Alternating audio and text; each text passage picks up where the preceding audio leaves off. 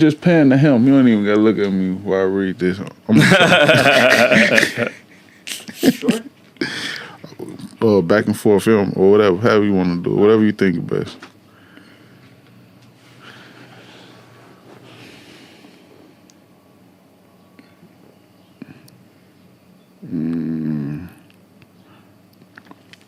All right, I'm ready now. Lito Jordan's musical journey is a testament to human spirit's reliance.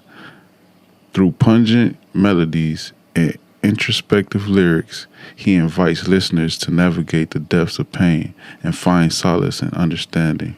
From the shadows of depression to the solitude of self-discovery, Lito's music mirrors the myriad chapters of growth he's traversed. His journey with God is palpable, serving as a guiding light through life's darkest moments. With each verse, Lito weaves a narrative of triumph over adversity, resonating with those who've endured similar struggles. In his music, audiences find not only a reflection of their own experience, but also a beacon of hope amid life's trials. Lito Jordan, ladies and gentlemen.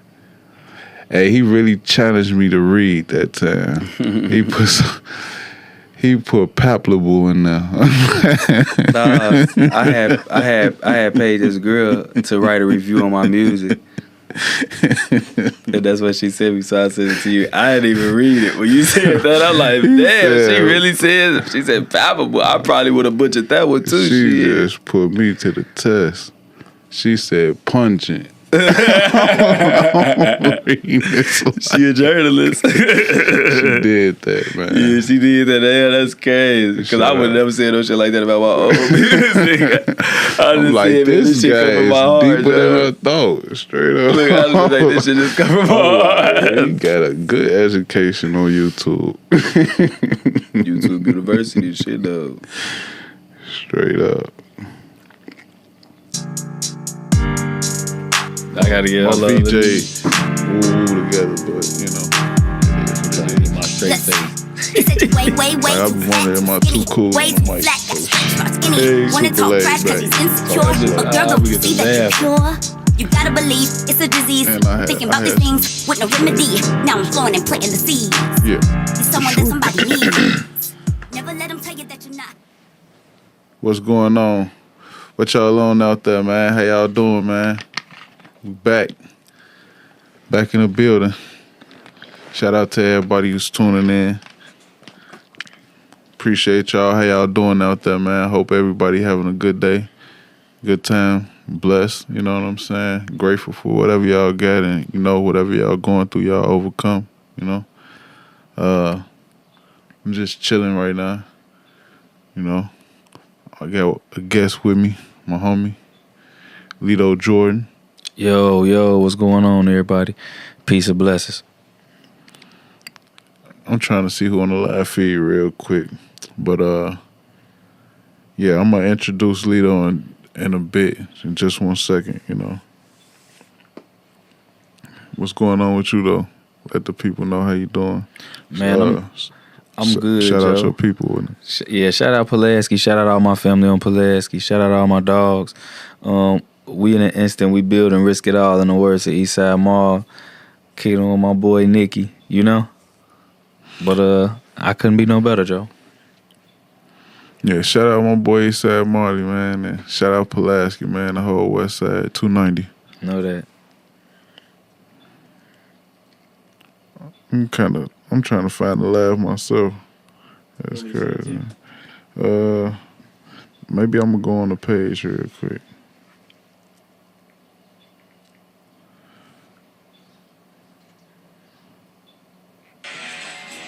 Okay, I see it. What's good? Hey, comment, like, subscribe, man. Subscribe to the channel, man. When y'all get a chance, hit the links, man. Hit the like. Comment, like, subscribe, man. Subscribe to the channel, man.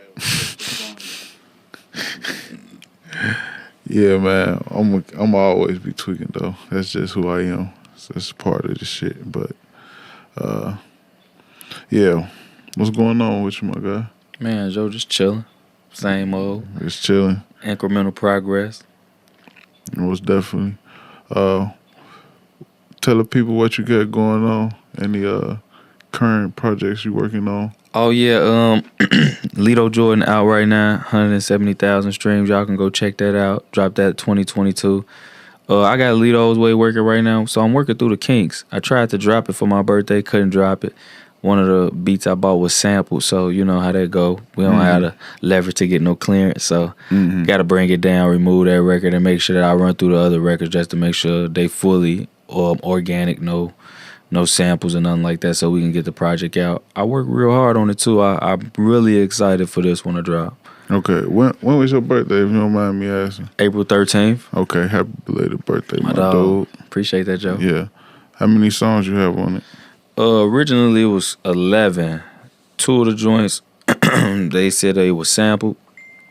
TuneCore said they were sampled, so, you know, just trying to bring them down. I haven't even attempted to redrop it because it's a little frustrating. You know what I'm saying? You pay for the beat. So it happens. Okay. First time it happened to me, so it's just like, all right. You know any time you was gonna plan on redropping it? Or? I'm gonna probably go home today and try to drop. Oh. It's probably not gonna drop today, but I'm gonna try to re-release with that track being removed, those 2 tracks being removed. So it's just gonna be, you know, hopefully. And I might not even. Me and my guy Waddy, shout out Waddy. Waddy got me a good 8-pack, and I've been working on some beats for my man. So, I like what we got. So I don't know. I might that project. I might just drop them on SoundCloud or something like that, just for free. Cause you know I love what I did to him, but I also got some new music that I've been working on. So I might have to swap it out. Okay, I understand. Like, I really want to try to get like a commitment from you, man. Like, cause I want to work with you as well. Right. Though, you know what I mean? I know it's a surprise. I don't want to just come out of nowhere, but like everybody that come on here, like I also want to like work with them on other things outside of just this podcast. You know what I mean? Like having a conversation is nice, but then it's like building from there. You know what I mean? For sure. Cause it's like I feel like everybody that comes is like a friend of the show. You know what I mean? So it's just like I want to extend, you know, whatever services I could to you, you know, and shit, maybe we can build something, you know. I appreciate you thanking me as a friend too. Oh yeah, for sure. I'm with that, man. I think collaboration is important. Sharing resources is important. We didn't get into the space to like keep everybody else out of it. I think it's a collective thing. Everybody's creative, you know, and I think that we should all band together and do like this huge creative niche thing where everybody can benefit. Yeah. I'm game for that. So that kind of like take me into like Lito and Friends. So yeah. When did you drop that project? Nah, I ain't even dropped Lito and Friends. Oh no. Nah, but I will talk about it. Okay. It came from just that, wanting to include people. You know, I think that sometimes it's like a feeling when I'm making music, and I've made enough Lito's music, and then it's like you need outside influence for new inspiration. Inspiration is the key to creativity. So like when I get with my guys like Dre Period, Eastside Marley, just to name a couple, we get together and we had these spurts in the studio, Robo Ren, you know, PK, my homie E-Works. Like we get in the studio and we just, everybody energy is just so high. The frequency is so high. It's like natural dopamine. And so that's kind of where that project came from. Like just wanting to collaborate with artists that I thought were really dope, but they were also my friends. That's cool. Why didn't you drop it? Man, I had projects in front of it. Okay. Like I guess I'm pretty organized, so I'll be working on other things. Cause when you got that urge, you know, you just gotta stay in that spot. And I think it was one of them spots where I felt like in the first time I was able to actually like create a large body of work while promoting the work and still being able to have these juices flowing. So it was like the whiteboard was full. Lito's Way, marketing strategy, Lito Jordan, and etc. Lito and Friends, and just numbering the songs by titles for what I had, but just, you know, any collaboration that I did, because I wanted to make Lito's Way just all me, so there's no features on this one. But that's what the Lito and Friends is for. Okay. Like I hear you say you do like a number of different things, so I want to like know what do you prefer to do and what do you least like to do as far as like recording, making music, editing, engineering. Like which one do you like best about the process, or which one do you like, low, don't really like to do too much? I'm gonna start with the lows. The lows of it,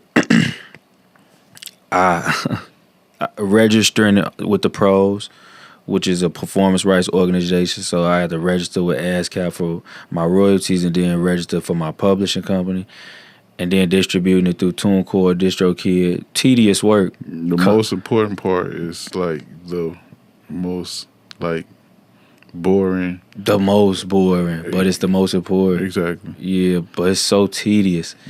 But when you get it done, you be like, you be grateful. Mm-hmm. Because there's so many parameters too. Like the album cover gotta be 1600 by 1600. The songs gotta be in some type of format. I can't really think of it off the top of my head. Songs usually always good. Cover art usually gotta take about 8 attempts till you get it actually right. Mm-hmm. But then the highs is like the sessions.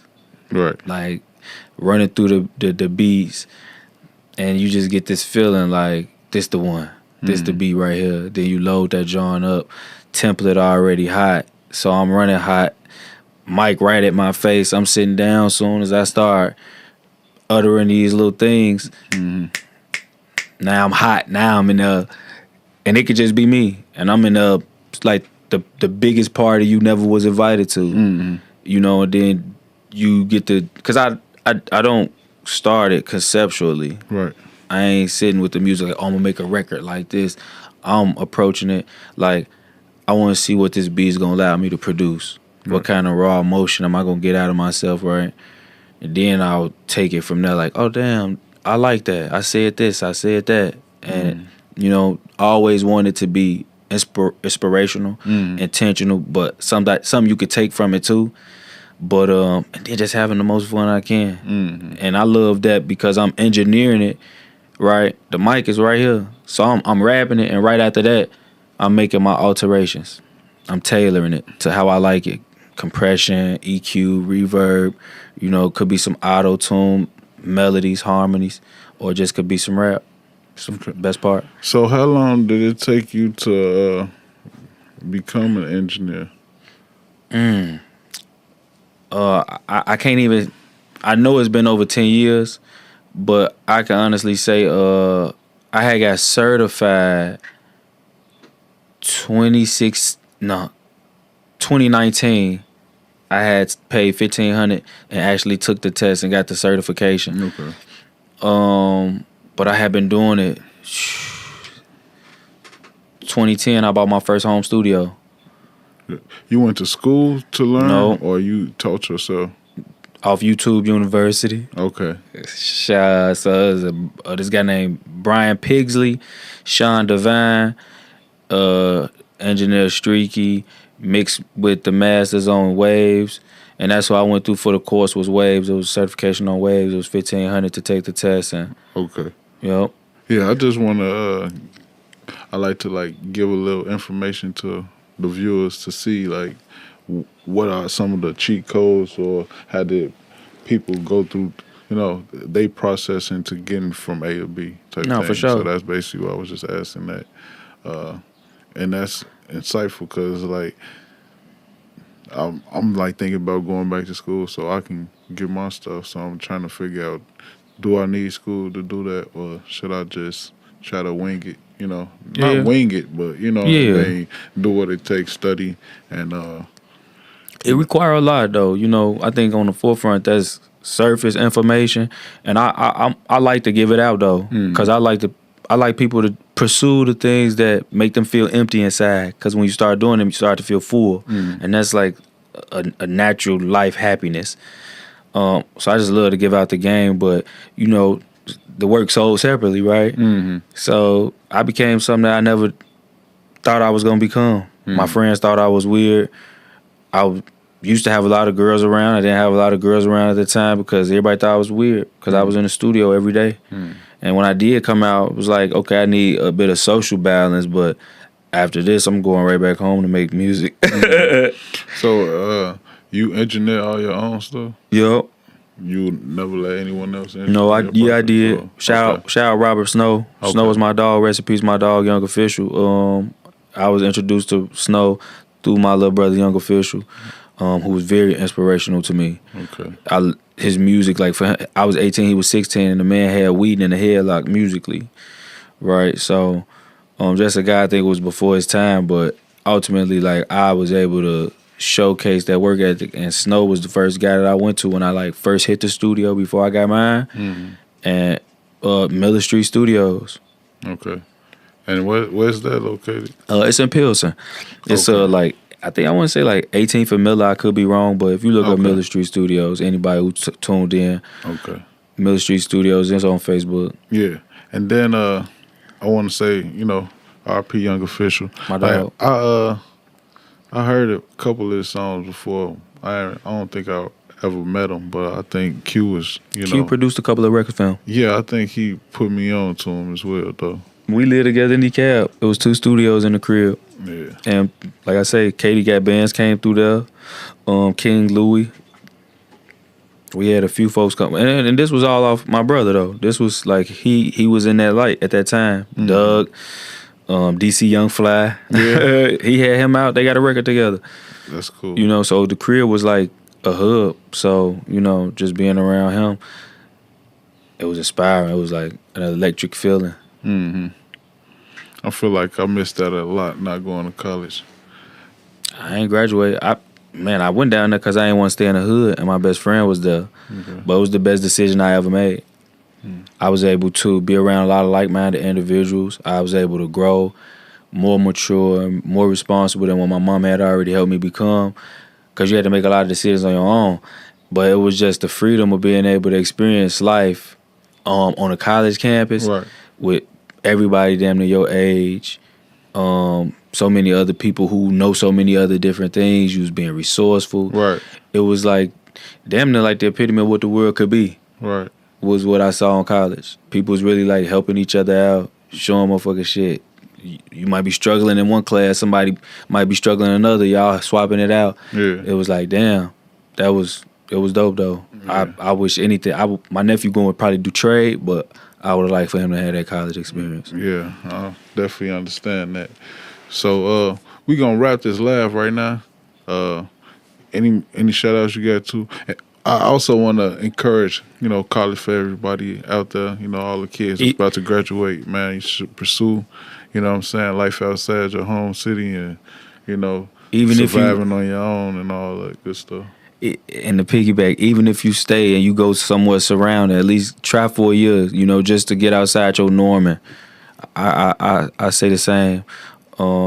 It's nothing like it. It's gonna grow you in ways you didn't know you could grow. But shout out to all the people, man, that's trying to be better than what they are. Shout out to the dreamers, the creatives. Keep doing it. You stay down, you gonna come up. Shit get hard, but it's gonna get easy. Show that. Hey, I appreciate y'all for tuning in. Make sure y'all share, like, comment, subscribe. Absolutely. Go to our YouTube channel, subscribe, comment, man. Tell a friend, man. What you on? We finna finish this live, and then we're gonna record some more for YouTube. I appreciate y'all tuning in. It's all love. Thank you very much, man. Stay blessed. All right, we're back. All right, I'm gonna cut it out. Give me 1 second.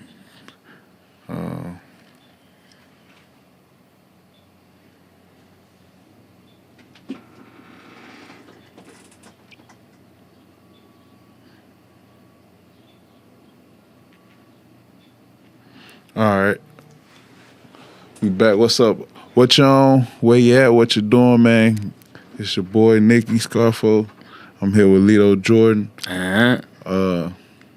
Yeah, and we just talking about what he was on, how it all started, you know what I mean? So just give me a little bit of background about yourself. I'm going to introduce you in one moment. Thanks. But you can give me a little bit of you know, where you grew up at, neighborhood, how you was raised, and, you know, how did you become Lito Jordan? Facts. Man, I'm from the west side, K-Town, Pulaski and Polk, Jackson and Colmar. I come from trying to make it happen by all means. I had a single parent. My mom made apartments look like mansions. You know what I mean? Section 8 living. Not the best of everything, but the love for sure was there. Shit. And just, you know, tough. Navigating it individually. We was latchkey kids. We had keys to the crib, you know, so it wasn't no walk in the park. Basketball was my safe haven. Life got frustrating. I can go to the court and I'm gonna get buckets, take my frustration out. That was my first beacon of light of what passion was. What school you go to? I went to grammar school, high school. Daniel Webster, shout out Daniel Webster, okay. Wildcats baby, and Michelle Clark Eagles. Okay, yes sir. Right down Laramie, yup. And it was decent, man. I was a good kid. I got into a lot of shit because I was always a risk taker, and I ain't take no shit. So I really didn't let people, you know, say too much or try to do too much to me. But Lito Jordan just became. I was always in love with rap. Like my mama had a friend named Carl, and we was like 6, and we used to Carl used to like pick us up, take us to school, pick us up, take us home. And I had lost one of my best friends. This was my first best friend ever, Michael Hilliard. Rest in peace, my dog. Got hit by a drunk driver. We was in 1st grade, and I was listening to this Pac song. And I can't think of what Pac song it was, but the engineering was just so top tier. At that time, I didn't know what a reverb was, but I was just hearing his ad-libs and hearing the reverbs. And I was just like, this shit is so raw to me. And I fell in love with the way like music sounded, you know. And so got older, started ditching school with a homie named Sawbuck. Shout out my dog Sawbuck. We went to Michelle Clark. We met freshman year getting our books. And we was just so cool. Like the 3rd day we ditched school. You know what I'm saying? Everybody was still trying to get their books. So the 3rd day, you know, you got a schedule, but it's still like it's fresh. So we peeled out the back door. We went on Jackson and Keeler and got a 50 sack. Some cat piss. And we walked all the way back to his crib on Grinshaw and Colmar. Me, him, my homie White Twan, my homie Wendell, and my homie Kenneth Butler, we all met within those first 3 days of high school. And we was locked in, ditched on the 3rd day, got high. That punk pulled out a laptop, a desktop, rolled it out with a mic. Everybody started writing and shit. I was already into battle rap. This was before like URL was just, you know, Murder Moog, T-Rex and all them cats. Early Smack days. Yeah, early Smack. Reed Dollars was like my favorite. And we in that was the first time I ever rapped. And my homie was like, Joe, you decent. If you put the work in, you could be better. You know what I mean? And shit, you know, I ain't take it as serious, but I started like it became an outlet for me at first. Like I just started putting words together. I was able to like say little things that, you know, I felt like was slick. And then Wayne at the time was just ridiculously raw. So of course I was a Wayne fan. And I wanted to, you know, put words together slick like Wayne. But fast forward like college, me, my homie Chubb, and my homie X, we stayed Douglas D-Wing, 3rd floor. It's a dorm. And we had did this T.I. beat. The beat let down, something like that. And I had snapped. And this was before like we was on a camcorder on Facebook. Like he recorded this on a camcorder. People started seeing me around campus like, Joe, you nice. And I always had a passion. I just never, you know, took it serious or thought I should take it serious. And I think I stayed that year, and I started selling bud, and I made a couple dollars, but I was tired of that because I'm like, damn, this can't be it. Because the second semester I'm not in school, so I was like, I'm just gonna go home and, you know, get my footing back right. And my mom let me come back to the crib. I got back in school that summer at Malcolm X. Got my first studio with my refund check. And that's when I really started becoming Lito Jordan. Okay. It was raw as hell. Where you get the name from? Man, so I had a couple records drop. Well, I had a couple records that I had wrote, but I didn't like put them out. But I was like getting into myself, and I didn't even have a name. Mm-hmm. So one night, before I came home and got my studio, it was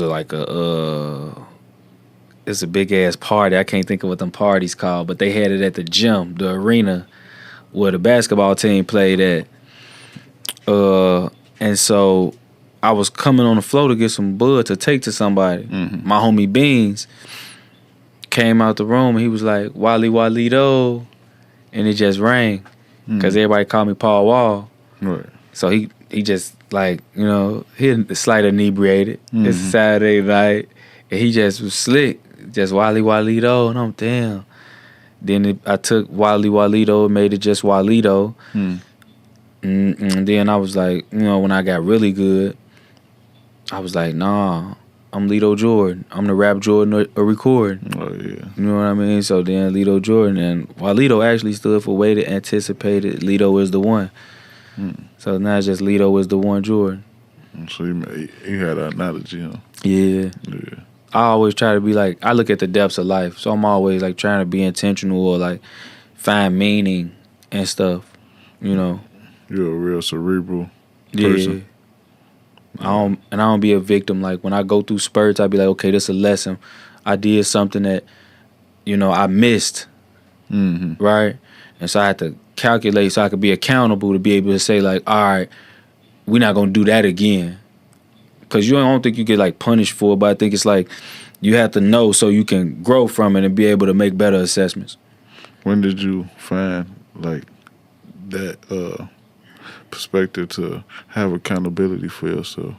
Man, honestly, I had it when I was young, but I think like the older I got, like music really grew me. Like it was like a ritual for real. Like preparing to make music, I would always have like tea, hot tea, a blunt, and so it was like this little thing of mine. And like that type of work, that type of dedication, I can understand like why some of the greats or like athletes or people before us, when they like had interviews, they talk about like this connection to it. Cause you can't serve it or be of service to it if you're doing it wrong.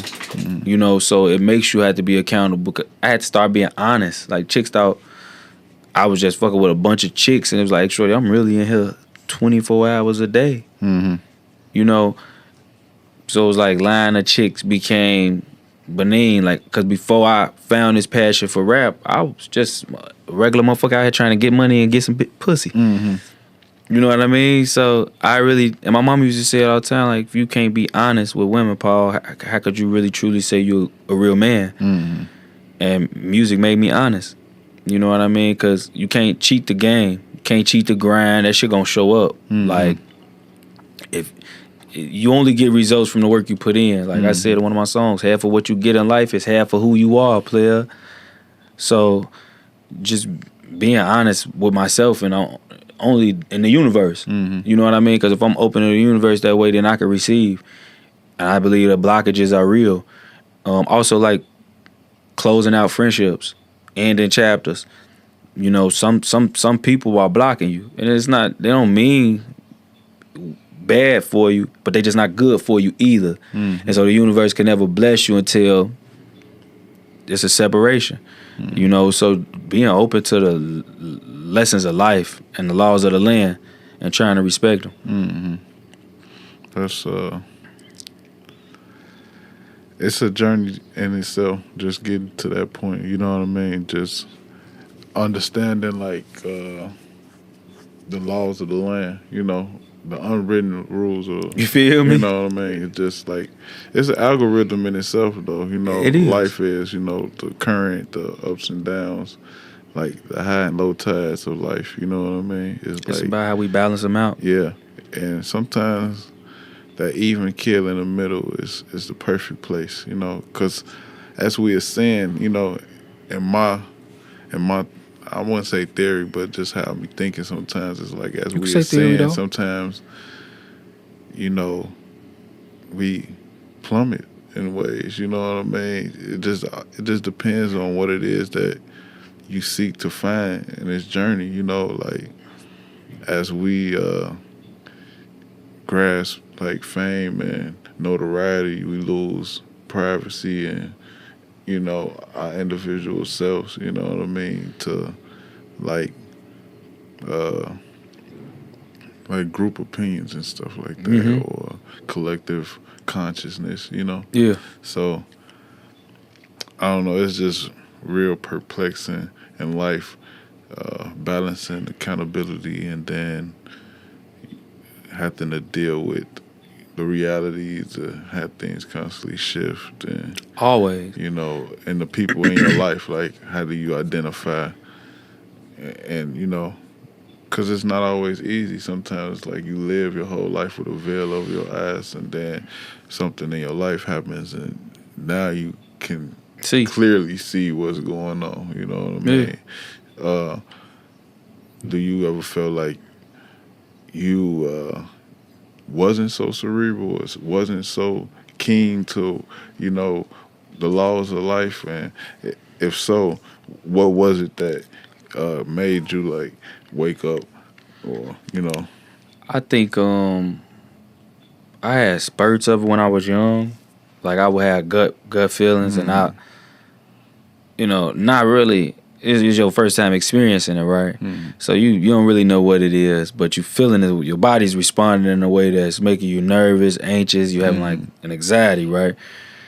And then you get older, and those feelings show up when you're around people who don't got your best interest.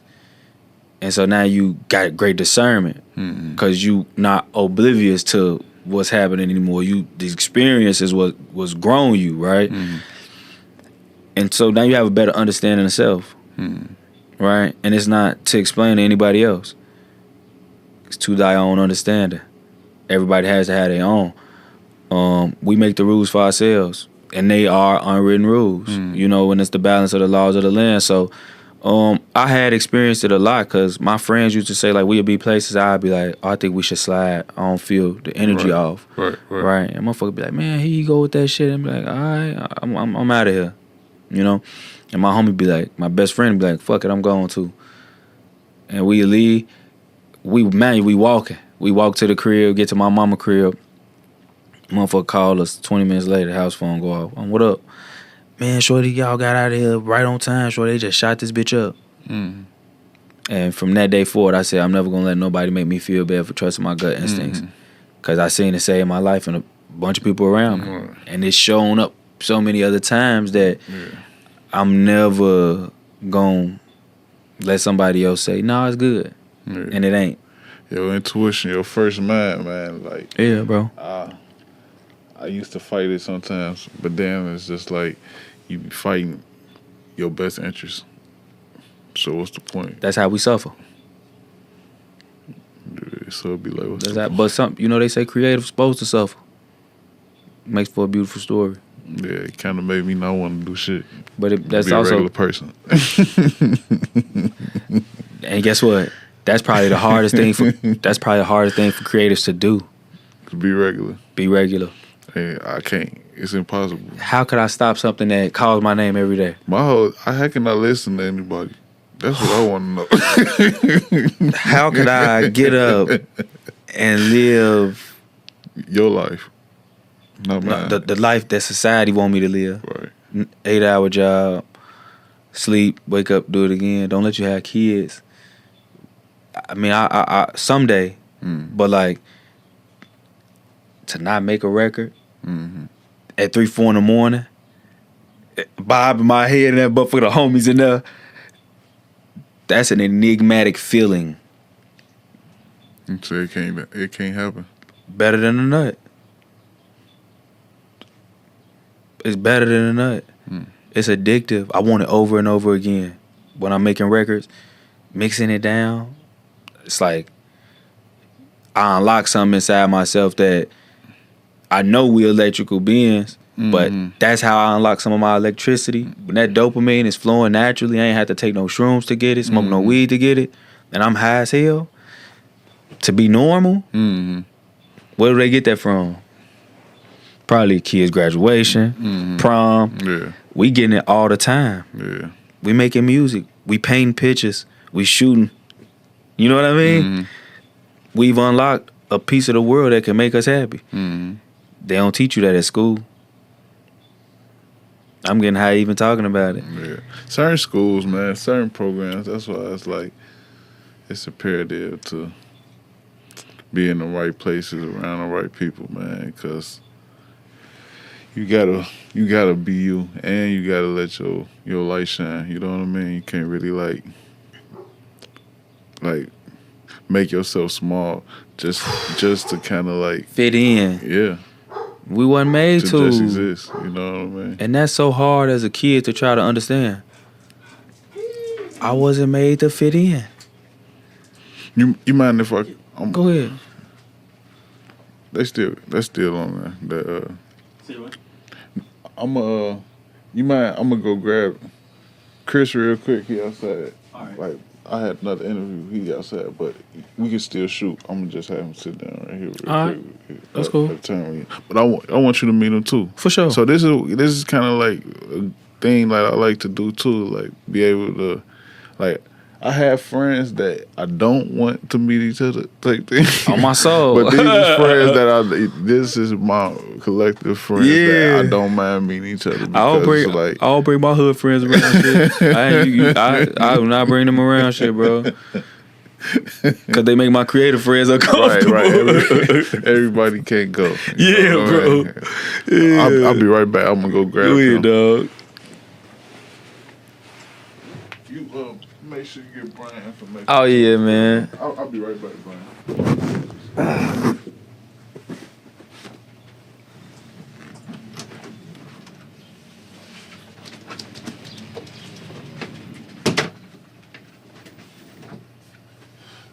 You on Instagram, Brian? Yeah. I'm on everything. Me too, unfortunately. I ain't actually introduced myself. Brian. Nice to meet you, bro. Yeah. What? Let me know what you are on the gram. So I got two things. I got Brian Reyes Film. And I got Maverick Media.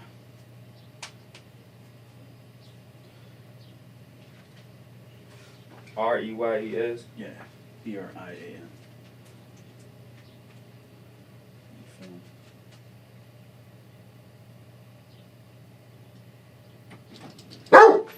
Hey, come here. These people in the front trying to see if we can move our car real quick. Alright. Yeah, they're doing some work. So I'm just move the car across the street. Yours too. Yeah, I'm gonna move it. All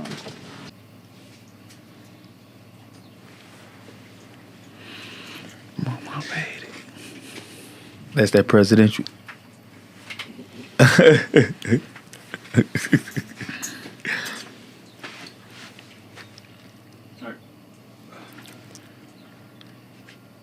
All right, we back.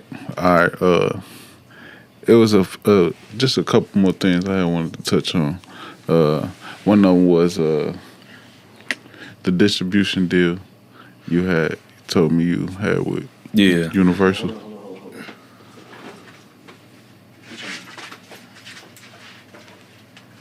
Did you close the outside door? I thought I did. Yeah, it's gonna get loud now. All right.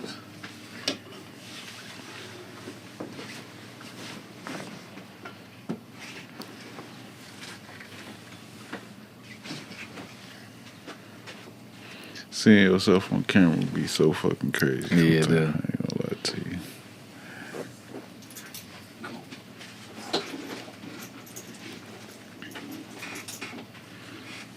All right. We good? All right, bet. Yeah, like I was saying, I had wanted to touch on the distribution deal you said you had. I was trying to see, like, when did you acquire it? How did you acquire it? And, what did you like about the deal? Or, would you recommend it for anyone else? Or Yeah, I mean, so my partner, Legacy, he was a CFO of my company. We Us Not Them. And so he had some connections. You know, he had came to a show, and I think at this point we mobbing through West Loop. We just crashing sets. You know, we selling tickets through Afton, but you know, we packing this joint out. We selling out. So it's like, you know, it's working. Mm-hmm. So Universal, I guess he shipped them over some stuff. And it wasn't like life changing. It was just distribution. Okay. You know, it was like anything else. Like they had tools available for whatever they felt like they were offer. And of course you coming out of your pocket for mostly everything. But it was like, I think that part was good because if you could afford it, then you should, because now you actually got somebody who's professional, be able to help you navigate this thing, but you're just paying for all your own resources. I think that's better than not having the resources available at all. It wasn't much, but I had my own budget for that project, and that was triumphant. And it did decent. Okay. You know what I mean? For an independent label, well, for an independent artist, it wasn't a whole bunch of money, but the experience was quality as hell because I had the luxury to drop whenever I wanted. And that's kind of taught me the parameters of what you needed. I had already distributed records for myself, but having them, it was kind of like, for me, it was like the actual business blueprint on what they do for artists and how to utilize the resources. You know what I mean? Around projects, I learned that, you know, I could say this. Around projects, like, you paying for the service to chart.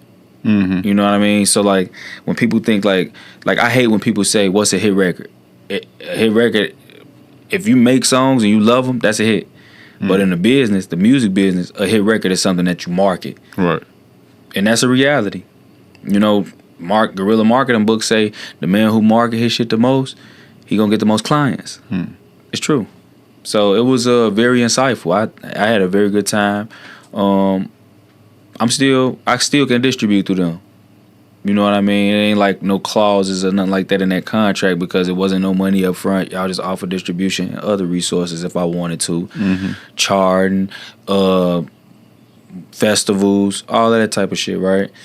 So I think it's good. And I would recommend anybody, if you are having a hard time as an independent artist, you should, you know, reach out. But, you know, you got to have the bread to pay for it too. Mm-hmm.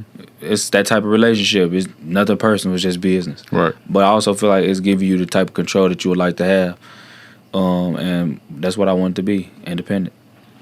So, do you do any shows or have you done any shows lately?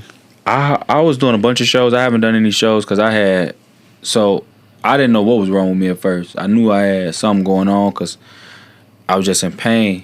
And, like, for a minute, I was still rapping, but certain songs where I needed to, like, use a lot of energy or, like, project very high, shit was hurting right here, you know?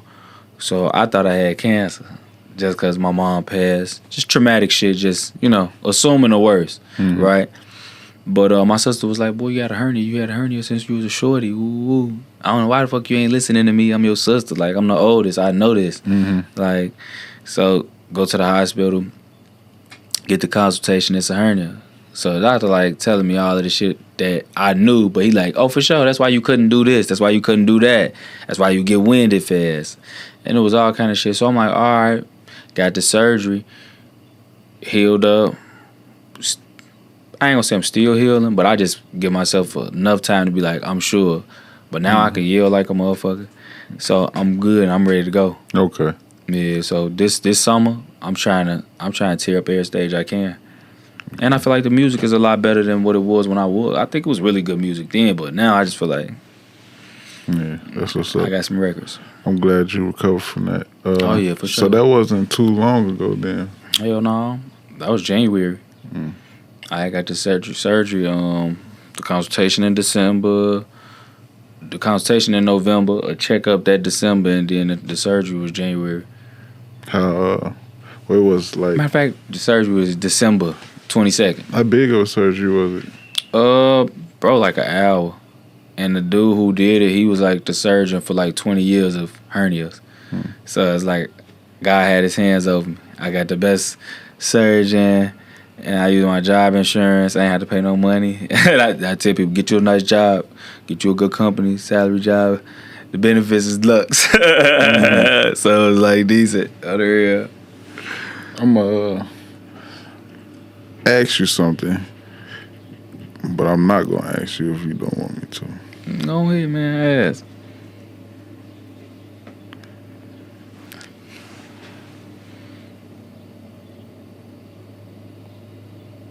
Oh yeah, you can ask me that, bro. Okay.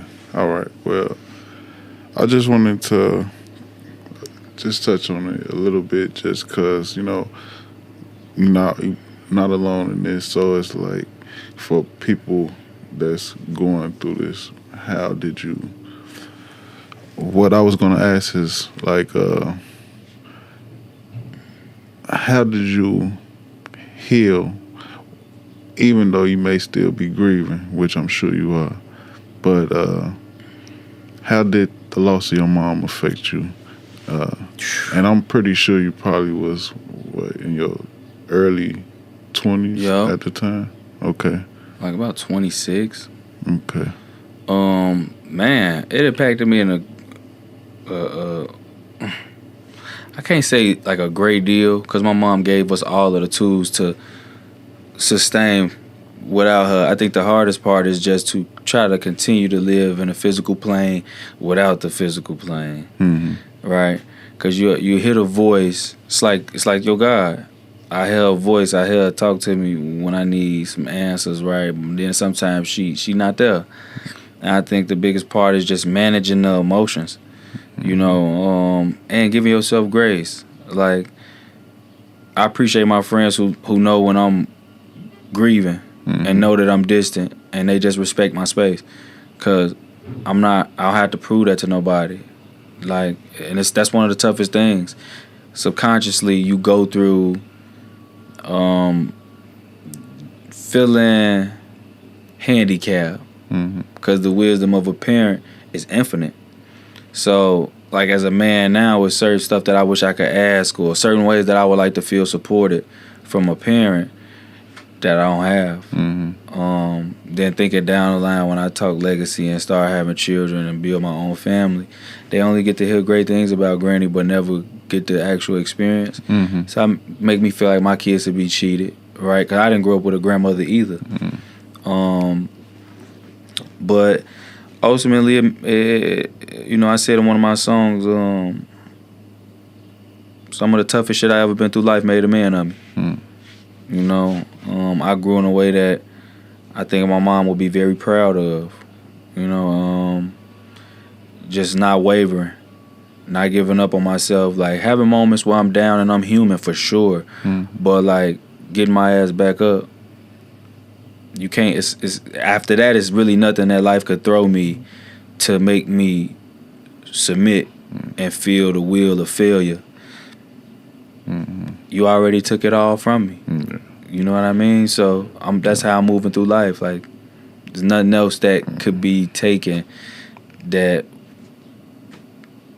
is equivalent to my mother. Yeah, I kind of look at it as like living life without training wheels. You know what I mean? Really riding this bitch, just feel like, you know what I mean? There you go. You know what I'm saying? Ain't no more looking over my shoulder. You not there. Yeah. And it do hurt, bro. It hurt every day. And I tell people all the time, cry as often as you had to. Because that's how it's energy. So that's reaching the other side, wherever they are. And, shit, the moments get easier. Yeah. Like, the duration of time is gonna always feel like that day. The hurt, like, that's the crazy part. The hurt feel like the day it happened. After 10 years, 8 years, the hurt is the same, but the moments get easier. You know what I mean? And when I say give myself grace, just you look around and be like, shit, I was on your couch when you left this motherfucker. I got couches now. Doing well for myself, Right. Mom. I'm working. Right. You know what I mean? I'm a man that make mistakes, but I'm accountable, and I show up for my family in a way that you would know I was able to do. And I'm content with that. Yeah. And then the next thing is just like being a pillar, a stand-up guy. You know, Yeah. like on my end, it's just like I'm always that can't nobody tell me nothing type person. You know what I mean? For sure. So it's just like trying to be somebody that you never seen before. It's That I kind never of been weird, before. though. Or you never been before, you know. And then or just having like the reassurance that you're doing it right, On my life. and having like the pure, like, because you know this is somebody you feel like not gonna lie to you type thing. So it's like I can always go to you for The truth. exactly. So Somebody it's who not just afraid it's to tell just you fucking up. right, or just somebody tell you like I'm proud of you. You doing a damn good job. Yeah. Exactly. So and but I miss them things. more Really. so it's just like how can I be that for the next generation too? You know what I mean? Like the struggle of becoming something. You know what I mean? That somebody else be proud of type thing. You know? Man, it's a lot. I call it heavy as the head. You know, but it's possible. It's attainable. Like, as long as we stay honest. I remember my nephew, my mom was passing. My nephew said I was a fucking superhero because I took them to school in the morning. You know what I mean? Little shit like that. Those are the rewards. You know what I mean? That life give us, because everybody else might not offer us none except moms. So I think them are the moments that I look for the affirmations when I see her show up and help a nigga keep going a little bit. For sure. You know what I mean? And you know, I know that day just passed, so you know everybody had their own mixed emotions about. Man, and sure. I also want to shout out this organization I'm a part of because they helped me during my time of grief. You know, because it was a lot in a small period of time. Rooster Wings, and I wanted to shout out all the mothers that have lost their children as well, though. Absolutely. You know what I mean? Because I know that's another level of, you feel me? Man. Another level of, you know what I'm saying? Like my dog, I had called his mama. Well, I ain't called her, I just shot her a text like, man, I love you, man, on Mother's Day, you know what I'm saying? And the organization I'm a part of is like a whole bunch of mothers that have lost their children. So it's kind of like, they kind of like my woman circle that I can lean on to from time to time, you know what I'm saying? That. So I'm always shout them out any opportunity shout I outs to get, them. though. For real. For real. And I'm always advocating for them. Another thing, just I'm gonna change the mood a little bit. I just want to get a couple more takes from you as far as like in the rap game. Who would you say inspire you the most? I know you mentioned Tupac earlier, but yeah, like what artist you would think inspired you the most to become, you know, Lito, and then also who you got in the Kendrick versus Drake thing? Man, you know, opinions are subjective, so For I'm sure. gonna answer the first For one. I used to look up to a lot of people. It was a lot of people that was that inspired me, and I tell people sometimes I had to just keep it music. Exactly, because these people are, you know, they personal life I don't know. Right. Exactly. So I'll say not influential in any other aspect, but music business, music. Jay-Z for sure, DMX, but Lil Russell, Russ. I love the independent horn and the DIYers. But Nipsey Hussle. That's why I grew my hair out. I got the 4 braids, and I took the blueprint and printed my hood on T-shirts and For sure. get somebody something from the struggle that it means something to them. You know, when we put these on, it's gratifying to know the struggle we came from off Pulaski Road. Yeah. So just the moments, the memories, the people, you know. Next time you gotta bring me one. I had some. I swear I had some, but I'm like, I can't get bro a 2X. I need all the swag. I had a 2X. I can't give you a 2X though. Yeah. But I also want to say my condolences for the loss of your mom, because I know what you're going through. Yeah, well, my mom, it's so weird, bro. I'm grieving somebody that's not gone. Like, I don't know, and I don't even know if she gone, because I don't think my family gonna invite me to a funeral. So I don't really know what's going on. It's crazy. It's like my mom got dementia, and my family kind of like sees power of attorney over my mom. So since like June 17th, 2021, I ain't really spoke to my mom. That's the last day I tough as seen hell. her.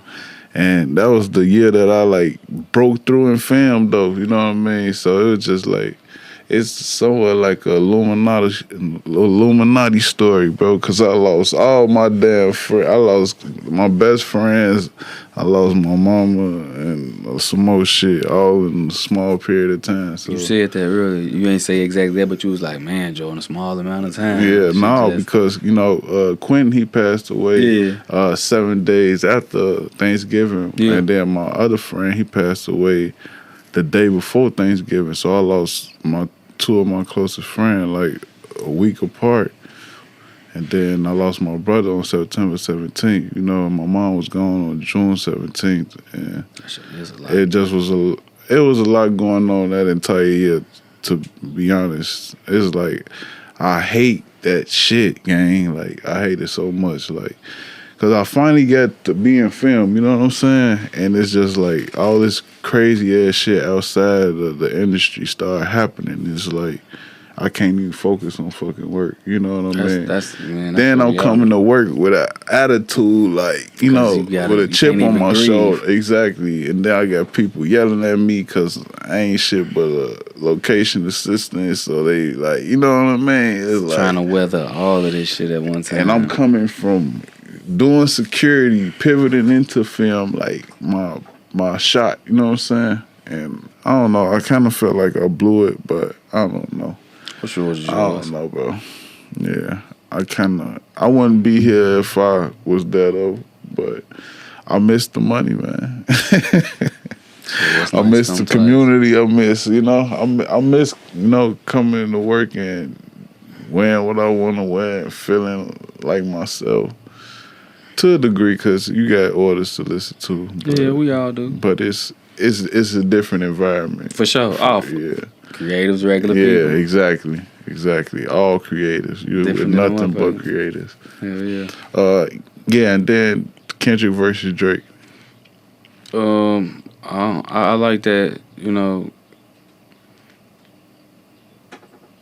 I just think that, because I like Drake's music, and I've been a Drake fan, but I'm a radical. Mm-hmm. I don't really appreciate people playing with our peoples like that. Mm-hmm. It hit different when you biracial, but you grew up mostly with your predominantly white mom, because your values might be different from us. Mm-hmm. I think that nigga antagonized Kendrick when he tried to nigga. And then you steady saying freed the slaves and shit like that. Like, what you saying? That shit do sound like colonizers. Mm. So, at that point, I gotta fuck with Kendrick. Cause, what you on? Now you black when you want to be black. Then, Kendrick made a lot of good points. Where's your culture? You from Canada. What you sound like? What do you sound like? When he got with Wayne, he was doing brand new. He wasn't doing a whole bunch of rap. The Go Uphill, Closer to My Dream. And it was creative rap, but it wasn't his culture. We didn't know what his culture was till he started sounding like cats from the A, cats in Houston. So I don't know, man. She got colonized all on it. What song did it for you? Like, which one for the... I really wasn't choosing sides. I just felt like it was... I felt like, yeah, motherfucker gotta let that shit out, it's bigger. It was bigger than just the bars, basically. Yeah, this was on some... You out here, like, vulturing this shit. Mm-hmm. You know what I'm saying? Like, you get with artists who pop on, and then you steal the sound and take off and use they shit as a wave because you got a big-ass platform. Then think about it. You got all of the motherfuckers in the industry, and I tell people this is subjective, but I would like to see Drake contract. I would like to see his numbers. Because when artists break out, in my opinion, Sexy Red is very derogatory. I wouldn't want my niece listening to that. Mm. Why would you... Who influences somebody like that? How is she come in the game so fast? I just seen the person they said funded her though. He a black man. The guy who found her. Not the one that found her, but like it's like a billionaire. And then guess what he said? I don't let my kids listen to Sexy Red, but you'll let 1,000 other people kids listen to it. Yeah, it's it's a spiritual warfare. It is you for know, sure. You know how this And go. it also make me question: do I even want to be a part of this game? Not that game, no, but you Yeah, can exactly. be a part of the culture, which is like UNIT, or I want the Cat unity Williams is like. there. But even still, it's like they were saying the Zulu Nation kind of messed up, but then you know what I mean. But you still got people that's projecting positivity. So I feel like sure. it's just about community. I feel like it's about community coming together and overthrowing. You know what I'm saying? What's being force fed? The oligarchs. The motherfuckers Or who, just like paying no attention at all. Like, you know what I'm saying? and that's really because I ain't. Not feed it. When folks was like how you asked me, I probably had sat through them and listened to them like after they was already out. My cousin was like, "You ain't heard it," and he was playing. And I'm like, "Cuz I'm somewhere else." Man, my mom's pet. I'm somewhere else right now, cuz I hear you, but I'm somewhere else. I'm grieving shit. I ain't trying to hear about Drake and them shit. I'm trying to feel these voices by my mom's right now. So when I did check it out, I felt like Kendrick did kill him though. Yeah. He ain't dropped. Y'all got his ass to drop. Now he It dropped. was like that. The last song kind of did it for me, just cause I don't know. They not like us. It's funny because because I guess it's funny. I guess it was all just like because it definitely never gonna be like no Tupac and Biggie For sure, thing ever that shit- again. You know what I mean? Nah, if people comparing it to that is crazy. Not even 50 Cent and Ja Rule. No, It won't come close to none of that. But them boys gonna rap like that, but it could get like that for Drake. I feel like, yeah, he took out a couple people already. yeah, but Kendrick like really tied in though. You heard me? Who Drake? You say he took out a couple people? Yeah. Yeah, he went down like a soldier. No, I ain't saying it like that. What you mean? I was just saying he got some rappers out the way already. Oh, for sure. That's what I was saying. Niggas on ice for sure. Yeah. You know what I'm saying? But, you know, what he say? He got a rich baby daddy. Oh, yeah. Kanye told us about that. That's why he's streaming billions of streams on Spotify. I mean, I'm sure they all do, though. Or, you know, Kanye, they try to take his shit down off Apple Music. Kanye exploiting them too much. Kanye, like me, he dropping his shit through DistroKid. Like, sometimes I feel like Kanye cool, but then he'll always do, he'll do or say something that throw me off still. I feel like this. You can't agree with like 100% of what nobody say, you know? It's okay. They earn that money, right? Okay, but I'm 34. How old you is? 36. We've helped create billionaires of our culture. The government ain't got did a goddamn thing for us. They haven't either. But we still parade and praise them. And that's fucked up. They force fed if we choose to like tune in. We can shut all this shit down. Yeah. We the consumers. You got to boycott. That's basically Turn that shit that's off. the biggest weapon. We don't Like wanna hear that boycotting shit. against everything. It's the big corporations, but it take a lot of people to do big things. Can't just be a few motherfuckers, you know. But that just be some of my thoughts in my head. No, I mean the conglomerate starts within. I'm with it. For sure. For real. But you got any last shout outs, words, or projects you wanna tell the people about? Man, What honestly, you got coming up? I'm honestly Lito's Way coming soon. I don't even got a date for it right now, but I know it's coming soon. Lito Jordan's out now. Stream that all DSPs, all digital streaming platforms. Man, ain't really no major updates. Just gotta try to stay in tune with the work. Once I'm back in the groove, we'll know. It's gonna look like I'm going for 50. Okay. Yeah, it's just gonna, and I know, cause once I get, it's just one of them feelings. When the balls start rolling, I'm gonna know. So I Okay. can't really call it right now, but Lito's Way coming soon. Lito Jordan, enjoy for now. Yeah. Lito's Way coming soon, man. Y'all check Lito Jordan out on YouTube, man. Subscribe to his channel, man. See what he got. Add some views, likes, comments, subscribe, share. You already know. Know that. Also, man, be on the way for our project, man. We got a song coming up, man. It's untitled.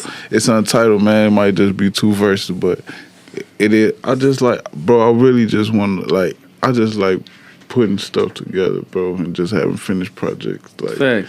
Bro, like you probably ain't never heard me before, but as Marley though, we got a couple joints. You know, He we got played a couple joints. We got something we finna drop too. All you gotta do is slide. Yeah. in the crib. Just let me know when you free, man. I'll come through for sure. Weekends, we can make it happen. do it the hub on the weekend. We can Saturdays. make it happen. I'll be telling artists follow through on Saturdays. You on IG? Yo. I want you to make sure you let the people know what your IG is too. Oh, my IG. Oh, damn. Because I know I got you on Facebook. My IG, Lito Jordan. Add me, FOELITO Jordan. And I'm gonna put it at the end of the video too. For sure. I got you on the book. Let me see if I got you on the ground. Yeah, probably not. I just followed you real quick.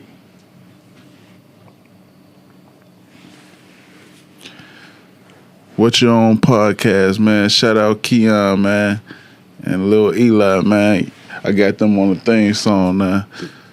So at the end of this video, when you hear that song, that's them, man. Shout out to the guys. Shout out to the guys. All right. And then you follow the page real quick too. My bad.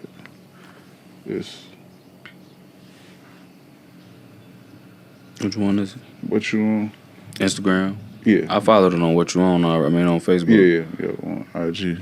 Because I'm going to post the videos on that too. This one? Yep. And everything building, man. Yeah, man. Be able to look back and be like, yeah, I remember that. It's had woo. For sure. Because it's episode 11, man. On my soul. That's crazy. You finna go for 50. Trying to go, man. Going as far as, God will allow me, man. So I want you to meet Chris too, you know what I'm saying? Y'all exchange y'all information and passing real quick. Man, I appreciate you having me, Joe. For sure. My dog. For sure. Like, subscribe to What You On podcast. For sure. It's your boy Lito Jordan. I'm out. Peace. What you on, what you on, what you on? I've been getting money, ay. What you on with me, ay? And they know I'm coming strong with it. What you on, nigga? Why they hating on me, need to get your own, nigga. What you on, what you on with me? And you know I'm chasing money, chasing 150s, ay. What you on, nigga, what you on? I've been getting to this money, trying to get it on.